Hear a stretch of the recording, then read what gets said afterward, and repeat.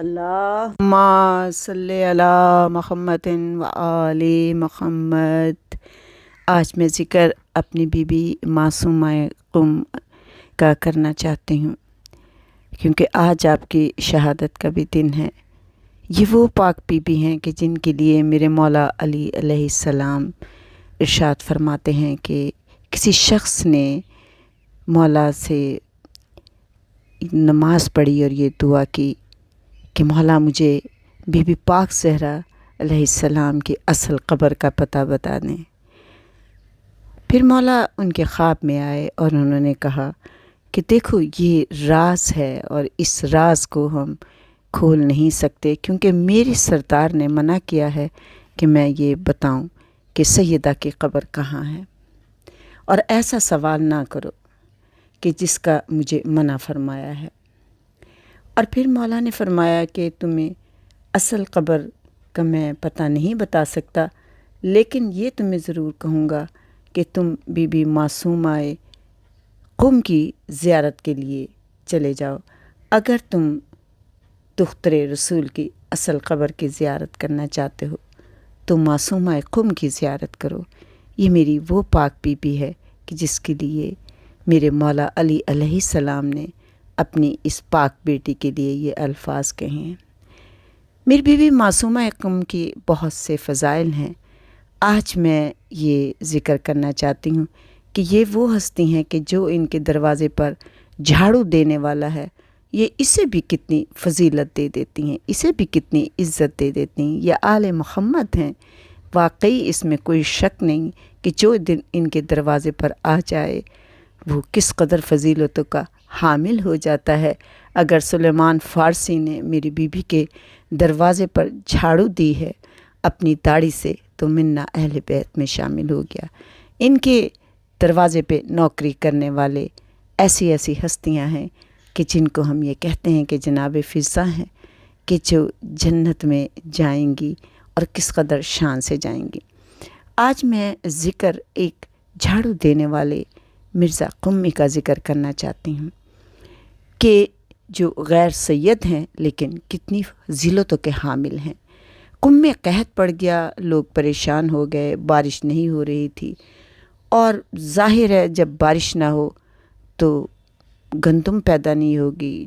یعنی کھانے پینے کی اشیاء بھی نہیں تھیں۔ بہت لوگ پریشان تھے اور اس قدر پریشانی بڑھ گئی تھی کہ پھر سارے علماء ایک جگہ جمع ہوئے اور انہوں نے کہا کہ بی بی سے ہمیں دعا مانگنی چاہیے کہ بارش ہو جائے۔ سارے علماء جب اکٹھے ہوئے تو ان میں 70 علماء کا انتخاب ہوا جو روحانی طور سے بہت زیادہ نیک اور پرہیزگار تھے۔ ان 70 علماء میں سے 7 علماء کا انتخاب ہوا، اور پھر ان 7 علماء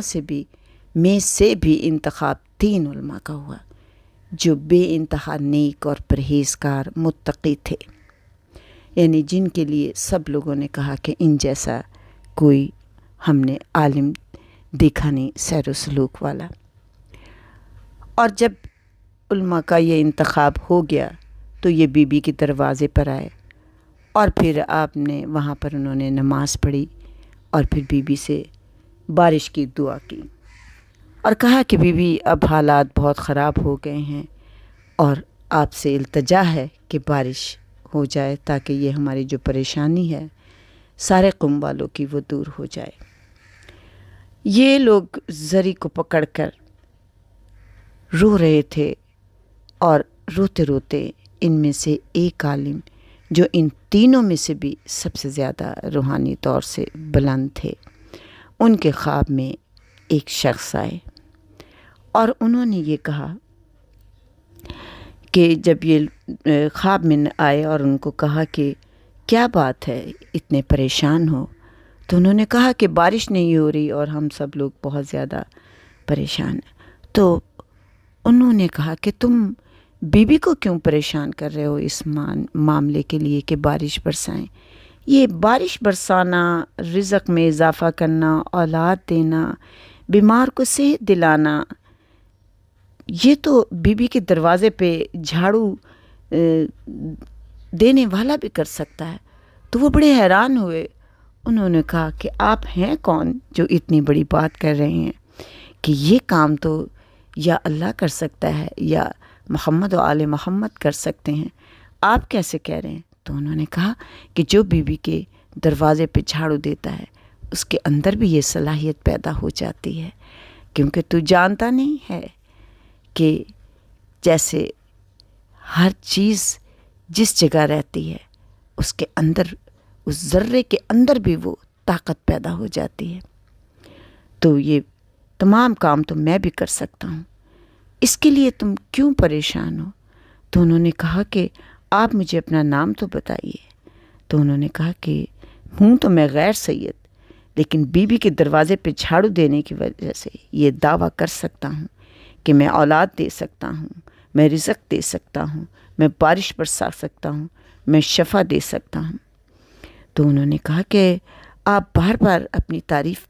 بیان کر رہے ہیں، مجھے بتائیے کہ آپ ہیں کون؟ تو آپ نے کہا کہ میں تجھے یہ بتاتا ہوں کہ میری قبر قبرستان نوح میں ہے، جو قبرستان نوح جو بیوی کے آپ مزار سے زری سے باہر نکلیں گے، آپ یعنی کہ بیوی کے روضے سے باہر نکلیں تو کسی سے بھی پوچھیں تو قبرستان نوح کا وہ پتہ بتا دے گا۔ تو انہوں نے کہا قبرستان نوح میں میری قبر ہے، اور میری قبر پہ آ کے تم جو دعا مانگو گے وہ پوری ہو جائے گی۔ اب انہوں نے یہ بات سنی، آنکھ کھلی، تو انہوں نے ان دونوں ساتھیوں کو بھی یہ بتایا کہ اس طرح سے میں نے یہ خواب دیکھا ہے۔ تو انہوں نے کہا چلو پھر ہم چلتے ہیں۔ وہ قبرستان نوح گئے، مرزا قمی جو خیر سید ہیں ان کی قبر تلاش کی، اور قبر تلاش کرنے کے بعد انہوں نے وہاں بیٹھ کر 2 نفل ادا کیے، اور پھر مرزا قمی سے یہ کہا کہ بارش نہیں ہو رہی ہے اور تمام قم والے پریشان ہیں، اور ظاہر ہے اس کی وجہ سے اجناس پیدا نہیں ہو رہی ہے، قحط کا عالم ہے، تو آپ بارش برسا دیں۔ اب یہ جیسے انہوں نے دعا مانگی تھی اسی وقت کالے کالے بادل چاروں طرف سے آنے لگے، اور تھوڑی دیر میں بارش شروع ہو گئی، اور یہ لوگ ابھی بیوی کے مزار تک پہنچے ہی تھے واپس قبرستان سے ہو کے کہ موسلا دھار بارش شروع ہو چکی تھی، اور یہ اس بات سے بہت حیران تھے کہ بیوی کے مزار پر جھاڑو دینے والے کی اتنی فضیلت ہے۔ اب یہ جب بیٹھے بیوی کی زری پہ آ کے انہوں نے نماز پڑھی، بیوی کا شکرانہ ادا کیا، اور پھر ان کے لیے بھی برائے احصال ثواب نماز پڑھی، اور پھر یہ تینوں آپس میں سر جوڑ کے بیٹھ گئے اور کہنے لگے کہ جب ایک غیر سید جھاڑو دینے والے کی اتنی فضیلت ہے کہ وہ کہتے ہیں، دعویٰ کرتے ہیں، اور انہوں نے اپنا ثابت بھی کر دکھایا ہے کہ واقعی ان کی قبر پہ جا کے جب ہم نے دعا مانگی تو بارش ہو گئی ہے، تو اس کا مطلب یہ ہے کہ پھر ہم بیوی سے کیا مانگیں؟ اور وہ بڑے پریشان ہو کے کہتے ہیں کاش یہ بات ہم مرزا قمی سے اس وقت ہی پوچھ لیتے کہ جب یہ سارے کام تو تم کر سکتے ہو تو بیوی سے ہم کیا مانگیں۔ تو انہیں بزرگ میں جن کے خواب میں مرزا قمی آئے تھے ان سے انہوں نے کہا کہ مجھے یہ معلوم ہے کہ 40 دن کا اگر چلا کرو تو وہ بزرگ خواب میں آ جائیں گے، اور انہوں نے نیت کی بیوی کی زری پہ بیٹھ کے ہی بیوی کے نفل پڑھے، اجازت لی بیوی سے، اور پھر 2 نفل پڑھنے کے بعد انہوں نے 40 دن کے چلے کی نیت کی اور نماز پڑھنی شروع کر دی۔ 40ویں دن مرزا قمی دوبارہ خواب میں آئے اور آ کے کہنے لگے کہ کیا بات ہے سید، 40 دن کا چلہ تم نے شروع کیا، 40 شب تم مجھے بلانے کے لیے دعا کرتے رہے، اتنا لمبا چلہ تمہیں کاٹنے کی کیا ضرورت پڑی تھی؟ پہلے ہی دن میرے قبر پر آ کر یہ پوچھ لیتے کہ بیوی سے کیا مانگنا چاہیے تو میں بتا دیتا تمہیں۔ جب یہ بات سنی انہوں نے تو انہوں نے کہا مرزا قمی میں سید ہوں، تم تھوڑا سا خیال کر لیتے، تم غیر سید ہو، تھوڑا سا خیال کر لیتے، میں نے جب 40 دن چلے کی نیت کی تھی اسی دن آ کر مجھے بتا دیتے کہ بیوی سے کیا مانگنا چاہیے۔ تو مرزا قمی مسکرائے اور کہنے لگے دیکھو سید، تم نے مجھے کہا غیر سید، لیکن دیکھو فضیلت سید کی ہے، لیکن میری بیوی کے دروازے پہ جھاڑو دینے کی وجہ سے مجھے بھی اتنی فضیلت تو معلوم ہو گئی نا کہ تم نے سید ہو کے میرے لیے 40 دن کا چلہ کاٹا ہے، لیکن بہرحال تم سید ہو، اس میں کوئی شک نہیں ہے، تمہاری فضیلت بہت زیادہ ہے، اس میں کوئی شک نہیں، لیکن بات یہ ہے کہ تم 40 دن اگر میں پہلے دن ہی تمہیں آ کر بتا دیتا تو 40 دن تم اتنے خلوص سے خدا کی عبادت شاید نہ کر پاتے، اس لیے کہ خدا کی عبادت کو روکنے والا کبھی بھی اس مرتبے پہ نہیں پہنچتا، کیونکہ جو ذکر خدا کو روکتے ہیں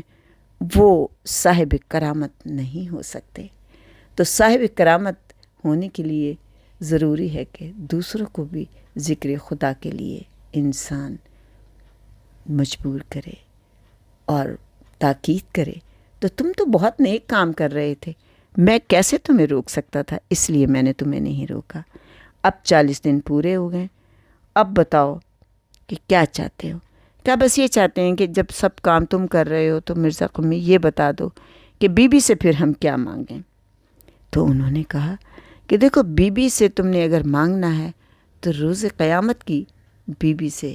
شفاعت کی دعا کیا کرو کہ بی بی روز قیامت آپ ہماری شفاعت کریں۔ اگر آپ کو بی بی سے مانگنا ہے تو بی بی سے قیامت کی شفاعت مانگیں۔ اور یہ کہہ کے مرزا قمی وہاں سے چلے گئے۔ ہم یہ کہتے ہیں کہ اس دروازے پہ جو کوئی بھی آتا ہے فضیلت پا جاتا ہے، اس کے لیے کوئی شرط نہیں ہے۔ میری بیوی نے مرزا قمی کو، جو غیر سید تھے، جو صرف جھاڑو دیتے تھے حرم میں، ان کو اتنی فضیلت دے دی ہے۔ خداوند کریم سے دعا ہے کہ اس پاک بیوی کے صدقے میں ہمارے بھی گناہ کبیرہ و صغیرہ کو معاف کر دیں، اور بیوی ہمیں بھی اپنے در پر بلائیں، ہمیں بھی اپنے در پہ بلا کے جھاڑو دینے والوں میں ہی شمار کر لیں۔